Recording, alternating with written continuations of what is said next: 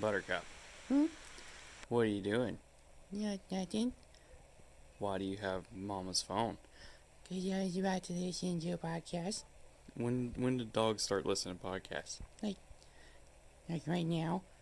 What are you listening to? I don't know. I'm about to listen to the Great Godcast.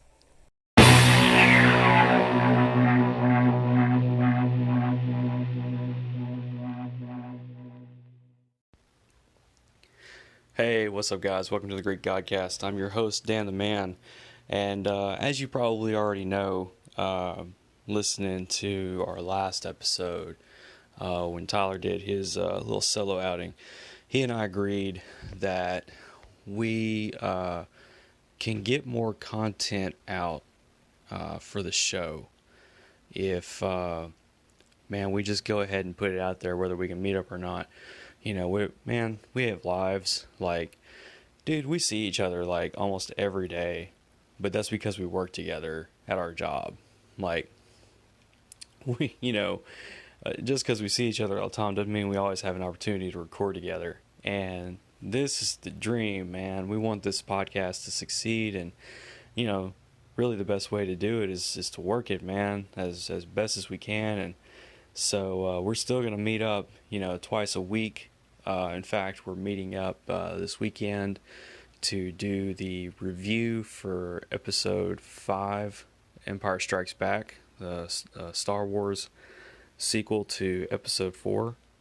As you know, Tyler's never seen Star Wars before until we started this endeavor. So, and it's been a lot of fun, seeing somebody that's never seen it before actually check it out and get their first reactions or whatever. But, I say all that to say that, we've decided that if we've got something on our mind, don't wait to meet up. Like, go ahead and put it out there. Go ahead and do it. And so that's what I'm doing right now. That's what he did earlier, and this is kind of like a my 2 cents on some things that Tyler touched on at the end of his episode. Which, by the way, Tyler, great job, man. Loved it. I just finished listening to it. In fact, right now, as I'm recording this on Anchor, excuse me, I'm uploading the video version of the audio on our YouTube channel right now. And following the same footsteps as Tyler at the beginning of his, I'll do the same. Shameless plug. You know what? When I do it, it's not shameless at all. I'd like to see a return in this investment. So I have no shame about plugging our stuff. So if you're not already following our Instagram, follow it. It is Greek Godcast. Everything is straightforward, all the same name, Greek Godcast. Our Facebook page, Greek Godcast. Our podcast itself is Greek Godcast, as you know. It is on Anchor. It is on Spotify. It just went on Stitcher. It's on Google Podcast. It's on Apple Podcasts. It's on I can't even think of them all. It's on all the major podcast formats that you can think of, and we're still working on expanding it into other popular form tongue tied apps that your favorite podcast listening apps. We're always looking to expand. So let's see: Instagram, Facebook, the podcast channels, Patreon, definitely the Patreon. He and I are always talking about Patreon every day in ways to make it more and more better for you guys. We're always trying to think of ways to put exclusive content on there. And so just, if you want to support the podcast, please consider being one of our patrons. Just $3 a month. We'd really appreciate it. Every penny that, comes from the Patreon goes back into the podcast to make it better for you guys. And then lastly, if you'd like to get a shirt, go to Teespring and look for the Greek Godcast store. And if you have trouble finding it, just go look for the link on our Facebook page. We try to share that link pretty regularly. In fact, Tyler and I have just ordered shirts for ourselves, and hopefully you'll be seeing them soon in a future future podcast video, YouTube video. Well, right now we've just got 2 shirts up, but we're looking to put up some more. We've got our logo shirt, and we've got our logo shirt with our might as well be patented catchphrase. It's the format, because as you know, we have a format to this, and that is there is no format. And thanks to that lack of format, that is the format, now we have solo episodes. So, so anyway, shameless but not shameless plug over. I'm gonna get right into what I wanted to talk about. So, as you know, in Tyler's episode, he talked about the little true crime episode deal they saw on A&E, where the guy killed his wife. It was a really tragic story. Killed his wife because she was apparently bipolar and abusing her medication. She became very violent. It was a toxic relationship, really bad deal. And she was beating him with a baseball bat, and she threatened to kill herself and their kid. And he defended himself. Like he shot her. Like, she was hitting him with a baseball bat, and he shot her. And I'm not really so much talking my 2 cents on that case, but really the part that Tyler touched on mental health and the importance in dealing with mental health. And so he shared with you his perspective in the importance of medication and owning up to it. And so that's kind of what I wanted to talk on as well, but not so much the medication part, but the other parts of getting that help with mental health. So a few things. First, I'll tell you a little bit about myself, a little bit of Dan the Man's personal business. So I myself do have some struggles. Believe it or not, I am a human being, and sometimes I fall short in areas of my life, and so I do deal with bouts of anxiety and depression and things like that, and those kind of mental health issues.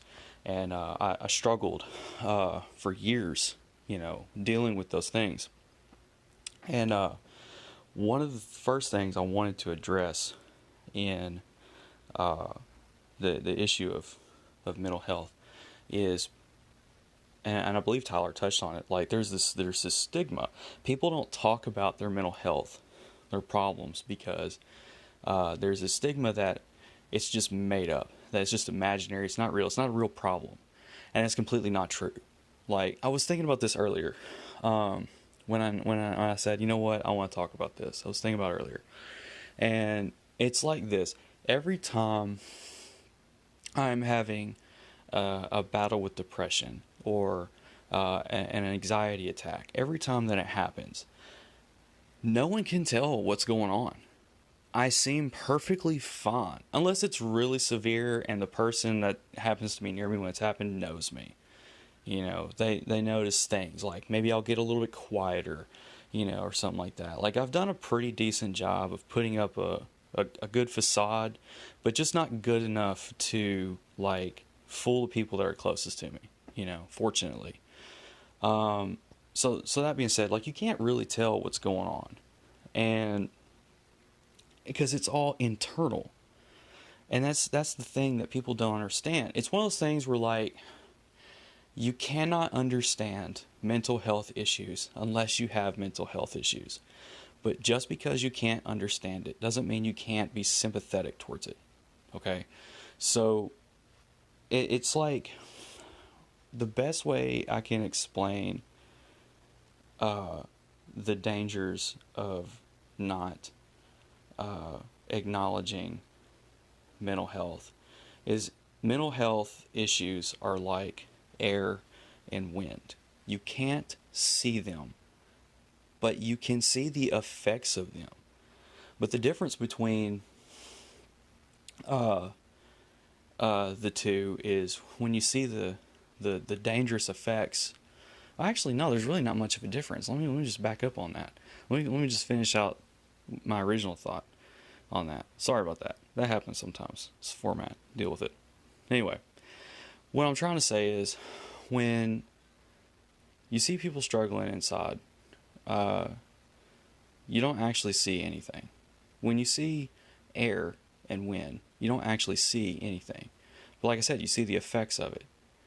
And usually when you see the effects of the wind in a really severe, damaging way, it's when something bad happens.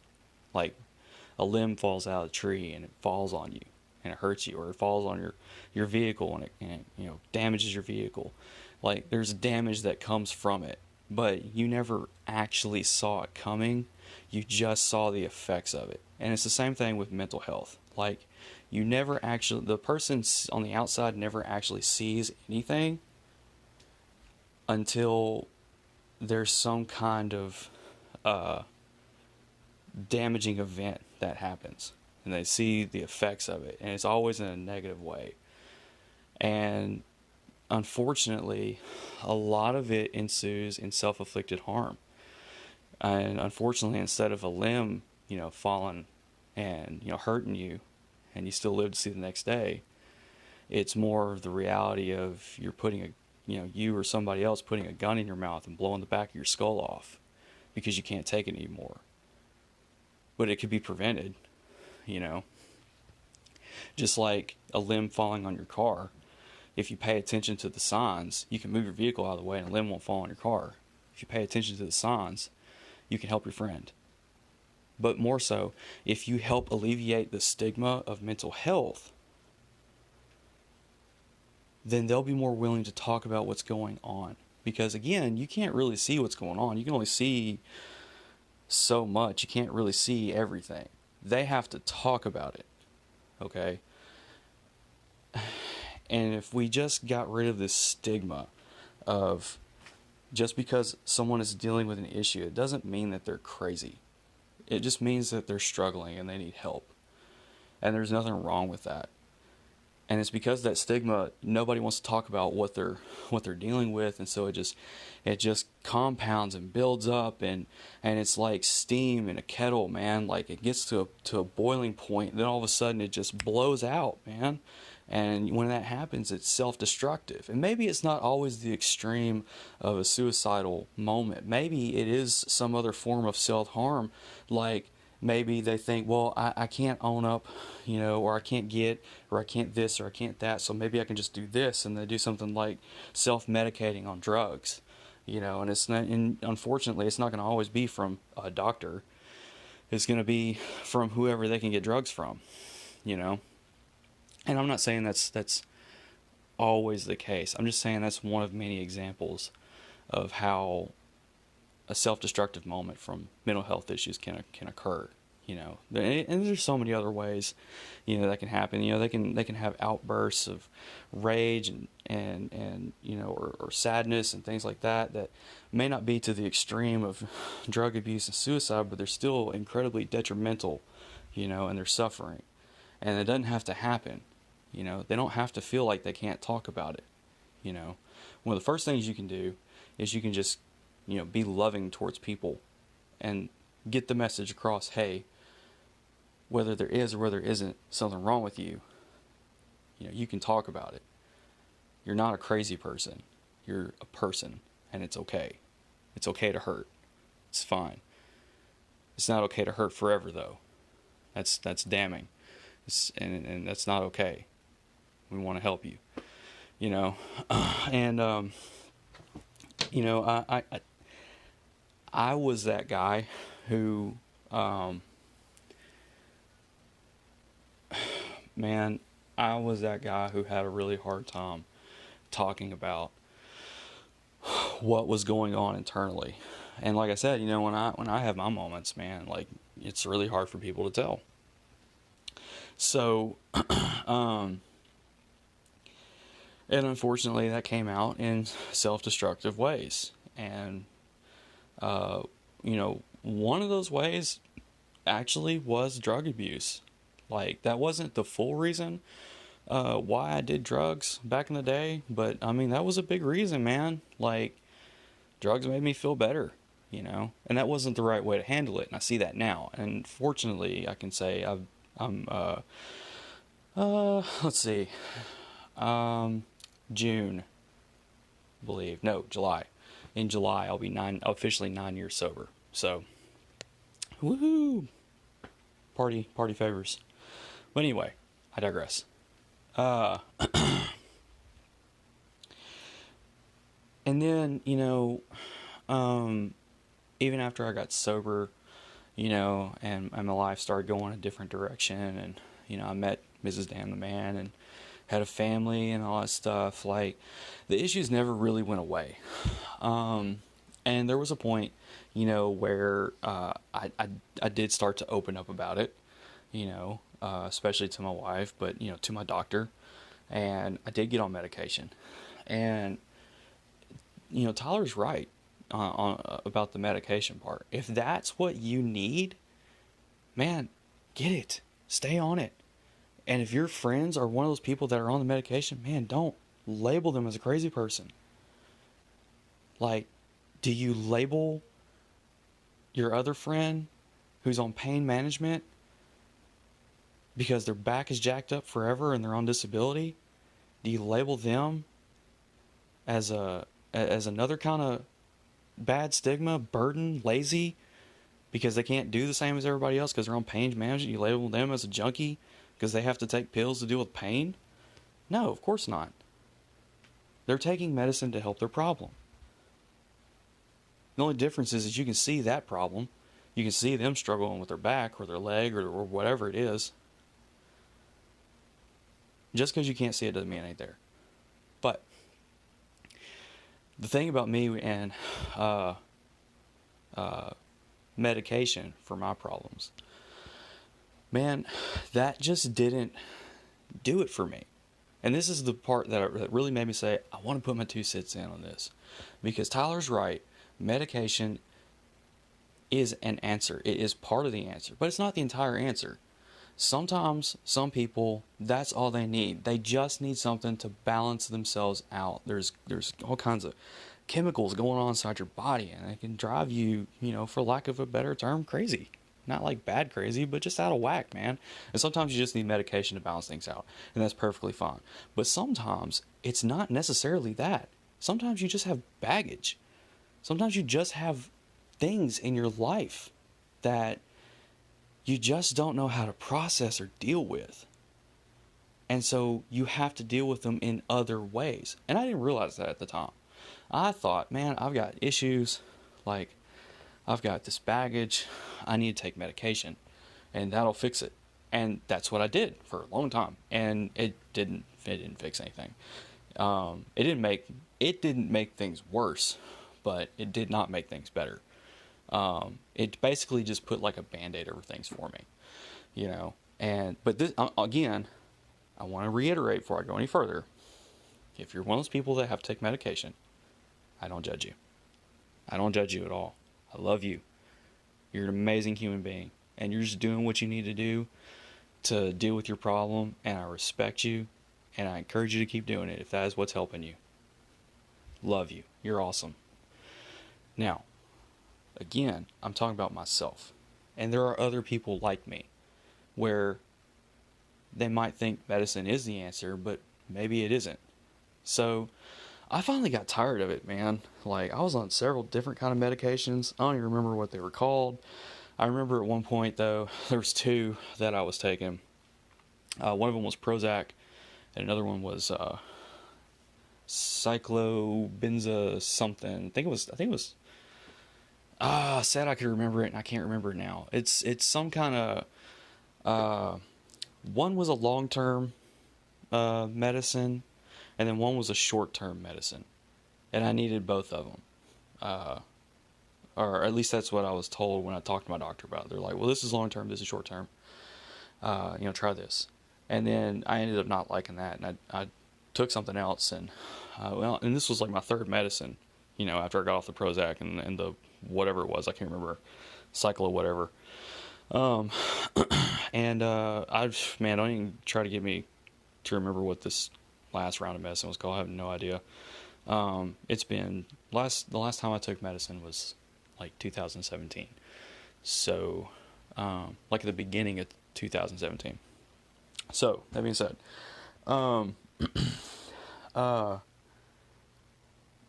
well, actually, I got tired. I didn't feel like it was helping. and I was just wasting my money on medicine, and so I just got off of it. I got off of it, and I quit smoking, and this was kind of like a culmination of things happening. Back in like 2016, I was going through some really heavy dark times in my life, and I was on medicine then too, and it was not helping, and I wasn't talking about what was going on. And so I hit rock bottom in my mental health, and I attempted to take my life. Twice, actually. And the reason I didn't, to be honest, the first time, I chickened out. I was like, I was too scared to do it. But then I hit a low again, and I wasn't as scared this time. I had made my mind up, and I was gonna do it, man. I was gonna do it. I'm not gonna talk about how I was gonna do it, but I mean, yeah, I did. I was on the verge of doing it, and the only reason I didn't do it, and I don't think I've ever talked about this, but I have 2 kids, and one of them, my son, is not my biological child, but he's not my stepson. He is my son because I adopted him. He was 2 years old when I met him, and his biological father. Okay, so I've been my son's father since he was 2. I've never met his biological father. My son just turned 11. I've never met his biological father ever, because he's never tried to come into my son's life ever. It's not that I have a problem, being a stepdad, but my son needed a dad, and dad wasn't there. Dad wasn't a dad at all. I mean, unfortunately, he is a struggling addict, and I'm not going to talk too much about him. I don't want to badmouth the guy, I mean, I'm sure you guys, just hearing those few words, probably have some thoughts of your own, and that's fine. Everybody's entitled to their opinion. I'm not going to try to speak bad about the dude, but the fact of the matter is my son needed a dad, and I was there, and so I adopted him. That being said, it was him, the thought of him losing a second father, that stopped me from committing suicide, because I could not bear the thought of him losing a father again. And so I decided, you know what, I'm not going to take this way out. I'm going to start dealing with my problems. I don't know what that looks like, but I'm going to start talking about it, and I'm going to start being open about it. And I don't care if people call me crazy. I don't care. I want to be better. And so that's what I did. And I just started being honest with people, about what I was going through. It's hard, and I don't always do it as well as I should. Sometimes it takes me longer, than it really needs to take, talk about my issues, but I've gotten a lot better at it.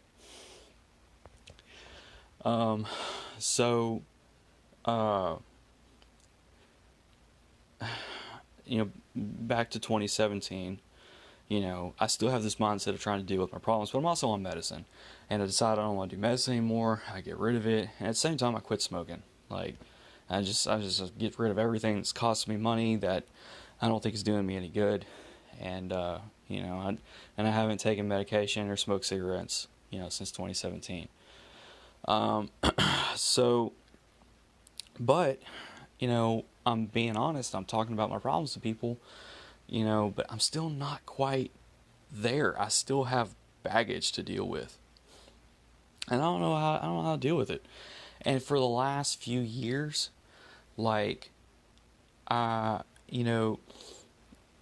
it's been kind of hit and miss. There's been positives and there's been negatives. And so I'm gonna get to the negatives in a minute, but I want to talk about my positives. Again, these are me personally.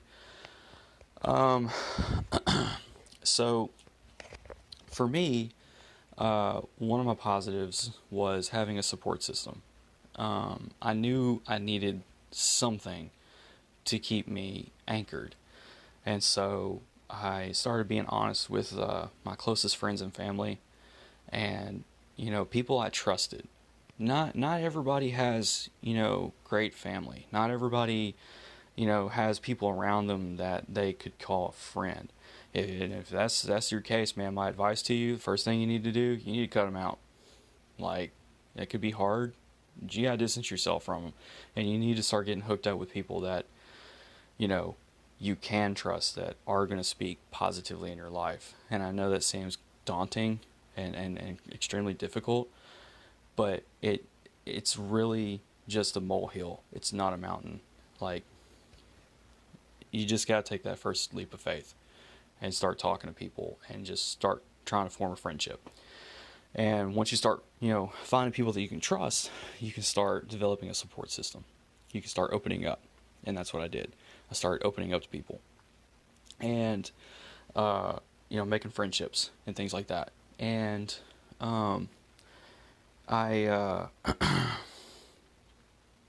things were looking better for me.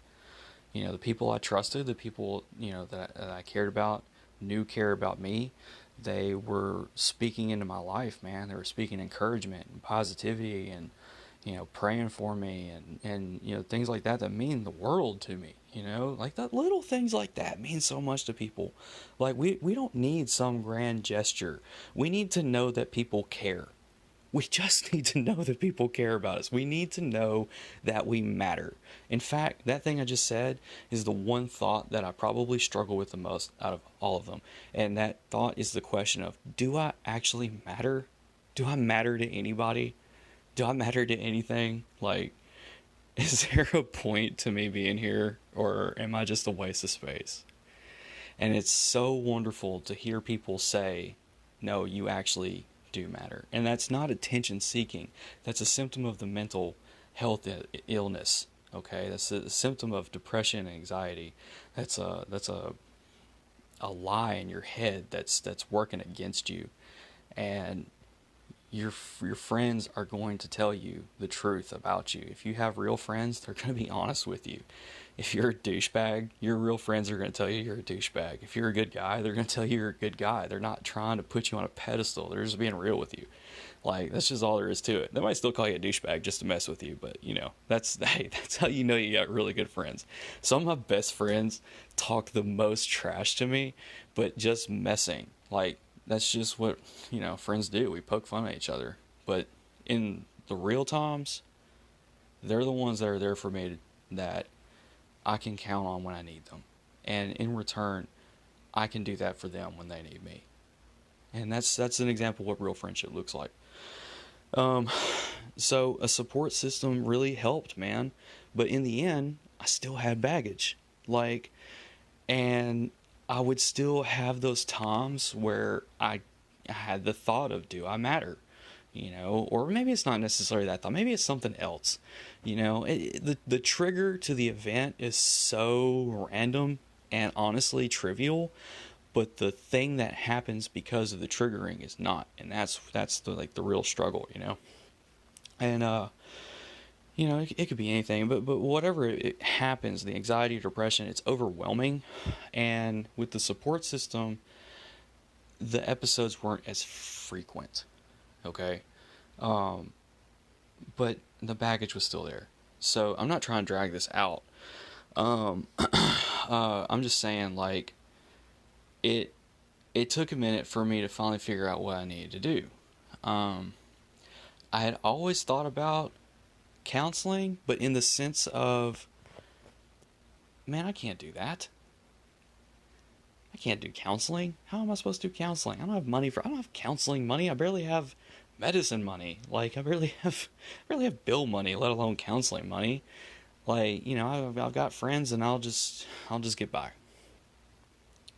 Man, no. Like, I'm here to tell you, I'm in counseling. And in just a minute, I'm going to tell you how I got into counseling. I'm going to go ahead and I'm going to hit the break button, and I'll be back in just a second. All right? In 3, 2, and 1. And we're back, just like that. So I was like, nothing even happened. So, I was talking about how I got into counseling.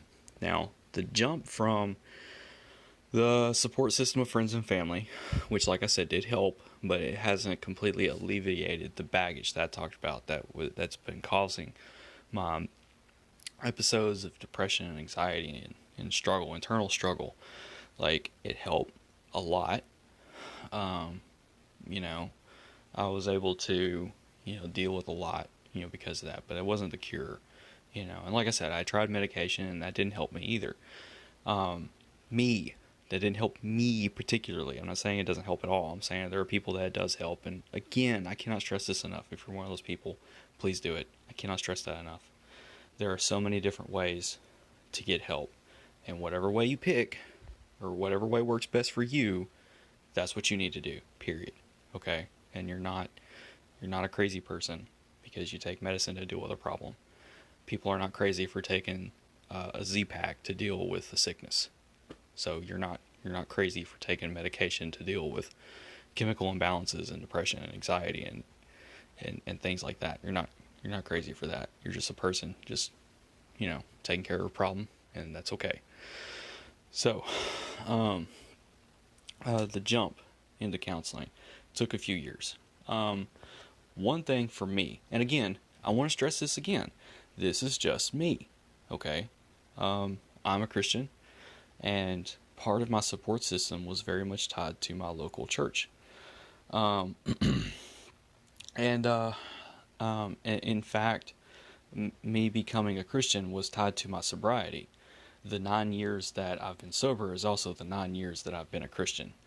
And I've been in church for 9 years, and I have made some lifelong friendships with some really wonderful, kind, loving people, and they're just amazing people, and and they've very much had a huge positive impact in my life. And it was through my church that I was able to find a counselor. So the time of just relying on the support system and things like that, that went from, like I said, about 2017 to honestly 2019, late last year, when I started considering counseling, because something about last year, man, there was times when things were just not getting better. In fact, it seemed like things were getting worse, and I couldn't figure out why, and again, on the outside everything seems fine, because again, it's internal, you can't see it, but I can tell you it's real because I'm the one dealing with it. I just need you to understand that it's not a made-up problem. It's a real problem. Just because you can't see it doesn't mean it's not real. It needed to be dealt with. So, I just kind of went through the motions again, just dealing with it, and, but like I said, things just didn't really seem to get better. Not as bad as they did during that time when I sank to those lows in 2016, like I talked about earlier. But still, it sucked, bad, And I was in a church service, and my pastor had said something about the importance of getting counseling. And he had talked about how there had been many times in his life that he'd gone to counseling, that, he has a counselor that he goes to for his problems, and that it's okay. And, you can, and you can do it. And again, I kind of struggled with the thought of, yeah, I hear what you're saying, but how am I supposed to pay for it? And this is the part where, I think people struggle, and it's because of money, because they don't know how to pay for it. And the reason they don't know how to pay for it is because most insurances won't cover it. So instead of having a reasonable copay, you have to pay the full price, and that's not always affordable. And honestly, that's not the counselor's fault. Like, they charge to pay for their facility and to pay their employees and to pay their, I mean, it's a job, man. They went to school for this profession to helping people, but I mean, it's unrealistic to assume that they would just do it for free.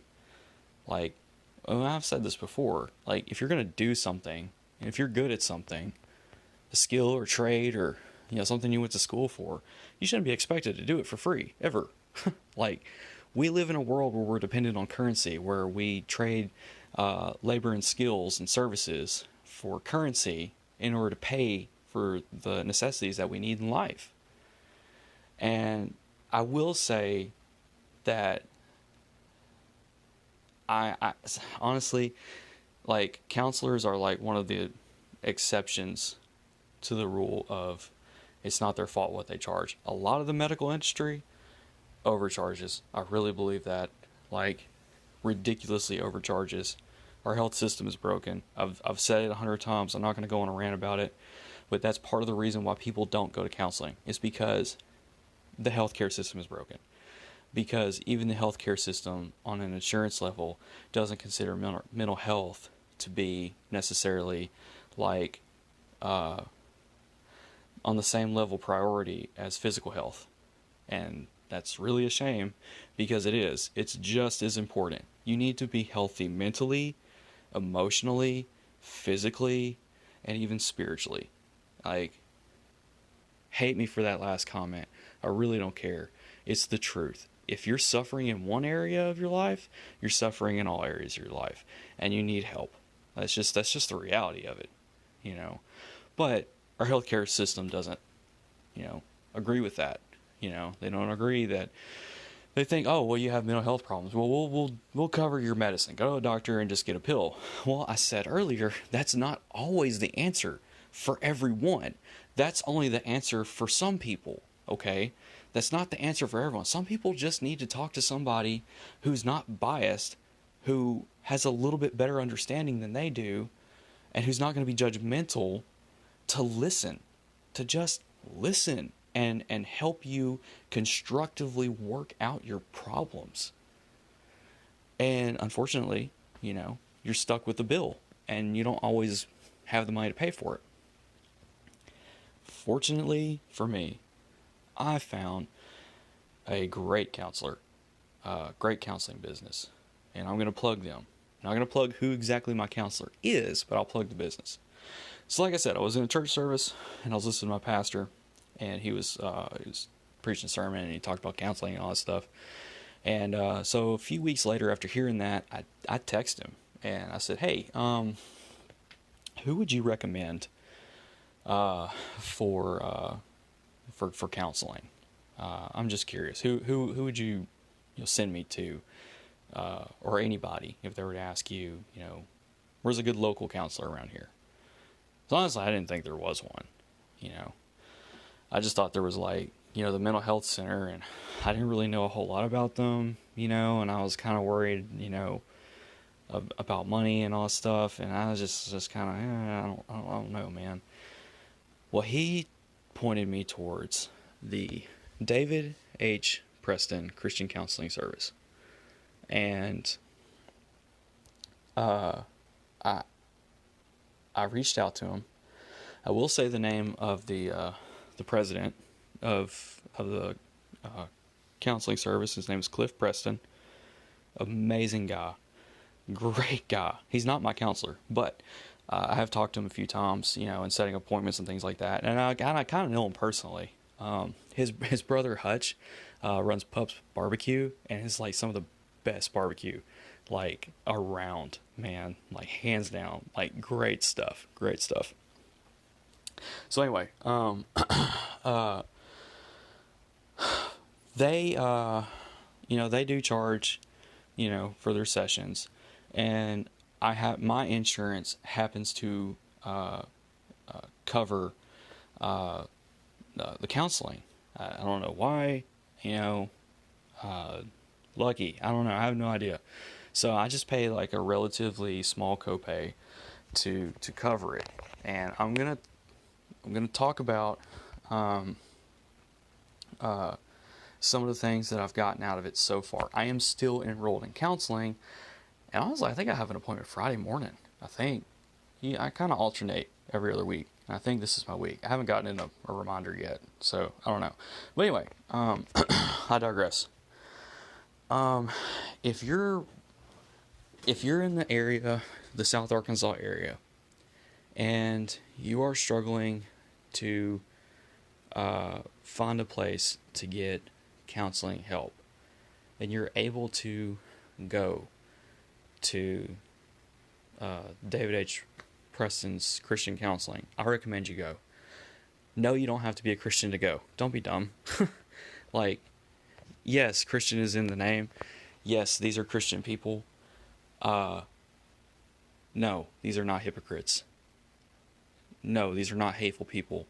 No, they're not going to judge you for your problems. They're going to love you, and they're going to be they're not going to be judgmental in any way. They're going to listen to you, and they're going to help you in the most professional, incredible manner. Like, it's awesome. I highly recommend them. And they will work with you. They will work with you. If your insurance doesn't cover it, they will work with you. You just gotta talk to them. And I'm just gonna go out on a limb and say a lot of counseling places might do that, but I don't know. I've never gone to them because I've always struggled with the thought of how am I gonna pay for this. Even when I was talking to them, like, how am I going to pay for this? And then, they're like, oh, well, actually, your insurance is, going to take care of a lot of it. I'm like, oh, well, wonderful. First time insurance has actually really helped me out. But they'll work with you.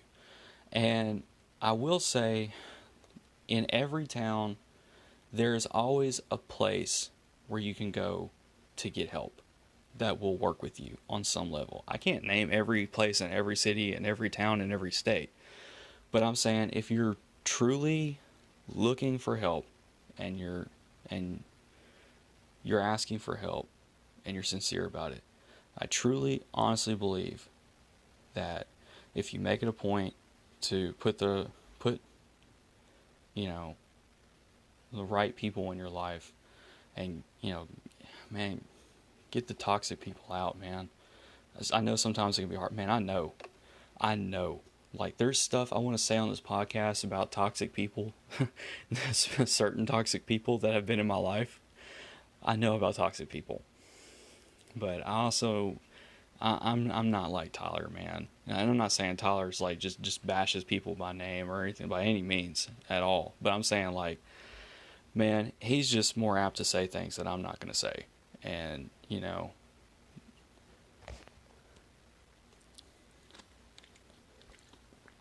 I'm just saying, like, there's some stuff I'm not going to put out there.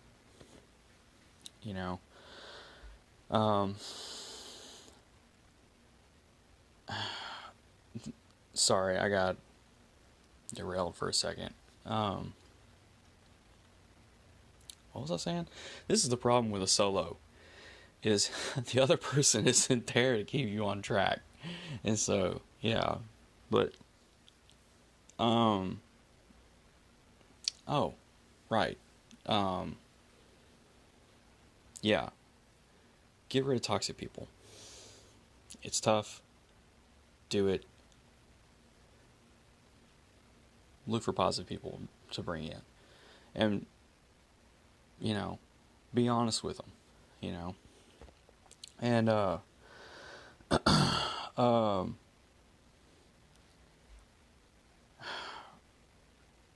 if you're willing to seek out help, I truly believe you can find it. I really do. And I know it's never easy. This wasn't easy for me. Like, I know I just said, like, oh, I went from A to B to B to B, but, I mean, we're talking, like, 9 years, and that's just the sober part. We're not talking about the other, as Tyler would say, 400 years of my life, because he makes me out to be much older than what I actually am. But, yeah, it can be difficult, but it's worth it. It's 100% worth it. Because once I got into counseling, like, man, the things that she's just encouraged me to do has helped me a lot. Like, a lot. Like, I've talked several times about my artwork. And she pushed me to get back into drawing. I started Trash Panda Art on Facebook, like last year. And I started the coloring book idea like last year. Well, then I'd gotten out of drawing and I'd gotten into a funk and I just quit drawing, you know. And she really encouraged me to get back into drawing. And I did. And then, like a month after being in counseling and drawing again, I published a coloring book. Like, because once I got into it, man, I was into it. I found purpose. I found a drive. And every time I draw, it is therapeutic. It is freeing. It is amazing. And I believe everybody has that something that gives them that same feeling. And for me, it was art. And she pushed me into that because she knew that would help me. And so it did. And then she, you know, it's just simple things like exercise. Like, you know, for a while I was going to the gym, you know, and that was cool. You know, I like going to the gym. I like lifting weights, but I'm not talking about that kind of exercise. I'm talking about like just taking 30 minutes to go walk. Not because necessarily it's the exercise. I mean, exercise is good for you. It's good for you physically. But just getting out of the house, just getting in the fresh air for like 20 to 30 minutes, like just to not only like get the blood flowing, so to speak, excuse me, but just to clear your head. Like, that's helped me a lot. And, you know, she's encouraged me to do things like journaling. Like what am I? You know, hearing that, I'm like, what am I, like a kid? You know, you want me to write a diary? No, it's not like that at all. It's super helpful. Like, to just get your thoughts out on paper and to see them and to identify them and to face them. It's super helpful to do that. And then, believe it or not, the last thing that, you know, she's encouraged me to do that has been that's been just as helpful as my art is this podcast. She 100% encouraged me to go head on. I recorded the first episode of the Greek Godcast with Tyler. He'd been asking me to do it with him forever and ever. And I wasn't opposed to the idea. You know, finally he's, you know, he gets more and more serious about it every time. Like, I mean, when he gets on something, he's like on something. Like, he's like, let's do this. And I'm like, okay, yeah, that sounds cool. You know, I'll do it. And then finally, like, he's like, man, I really want to do this. I'm like, well, let's just do it. You got a phone? Let's record it. Like, let's just do it. And we did, you know, recorded our first episode. And, you know, we didn't know what we were doing. And it was fun. And that's why I told her. I said, we started a podcast. We have no idea what we're doing. It's fun. And we just talk. It's great, you know. She's like, I want you to keep doing it. Really? Yes, I want you to keep doing it. And I'm glad she told me that, because this has been like one of the coolest things that I've been involved in. I'm so thankful that Tyler asked me to be, like, you know, his co-host and to help him with this and to be a partner in this. And I love it. It's great. And I love that, you know, people actually like us. People actually listen to us. And you know, they actually have positive things to say. It's really cool. I'm not saying the cure to your problem is going to be drawing and journaling and walking and podcasting. I'm saying the cure to your problems is going to be by having a conversation with people and being open and honest. And if you're not one of those people who are listening right now, if you're not one of those people who are dealing with mental health, then the other part of the problem is to get off your high horse and stop pretending like depression isn't real. Stop pretending like anxiety isn't real. Stop pretending like mental health issues aren't real. Stop acting like it's a made-up problem. Stop being a prick. Okay? Stop it. Normally I don't say such harsh language. But it's true, man. Stop it. You're just making it worse for everybody. Quit. You're making things worse. And I don't appreciate it. You're part of the reason why people end up either killing themselves or killing other people or both, or end up junkies on the street, you're part of the reason for that, because you want to pretend like mental health isn't real. Shame on you. And for everyone that is struggling, I am sorry. I am sorry that you have to struggle with that. I truly am. But I'm telling you, the first step is to get rid of the toxic people. Go find some real people that are actually going to really be your friend. Don't be scared to have a conversation. I know it's scary. I know it's scary to make new friends. Just take that first step and do it. Man, you're going to go in the right direction. And that's my 2 cents on the whole thing. I just wanted to share my story and my thoughts on it and my 2 cents and all that stuff. And so, I hope you got something out of it. If you got your own thoughts, hit us up. Let us know. We ain't scared to listen. You ain't gonna offend us. You ain't gonna hurt our feelings. So, but anyway, I'm gonna wrap up. This was a little bit shorter than what normally an episode is, but that's okay. That's okay. So, I appreciate it. Love you guys. Y'all be good, and stay safe in more ways than one. All right. Love you. Bye.